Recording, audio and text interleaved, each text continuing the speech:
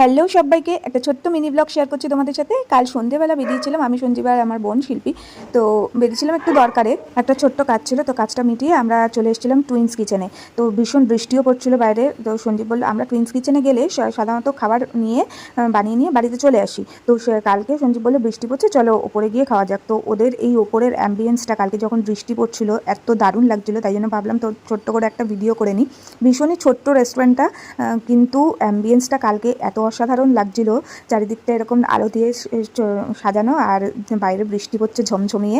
আর সাথে আমরা অর্ডার করেছিলাম বিরিয়ানি। আমার জন্য অর্ডার করেছিলাম একটা লেমন সোডা। আমার শরীরটা যেহেতু খুব একটা ভালো ছিল না, তাই এক্সট্রা করে আমি আর বিরিয়ানি অর্ডার করিনি। ওদের থেকে একটু শেয়ার করে খেয়েছিলাম, বিরিয়ানি বলে কথা, একটু টেস্ট না করলে তো হয় না। সঞ্জীব নিয়েছিল চিকেন বিরিয়ানি আর শিল্পী নিয়েছিল মাটন বিরিয়ানি। টুইন্স কিচেনের খাবারের কোয়ালিটি অসাধারণ, শুধু বিরিয়ানি নয়, ফ্রাইড রাইস, চিলি চিকেনটা ওরা অসাধারণ করে। আমরা আজ নয়, বহু দিনের কাস্টমার এই টুইন্স কিচেনের।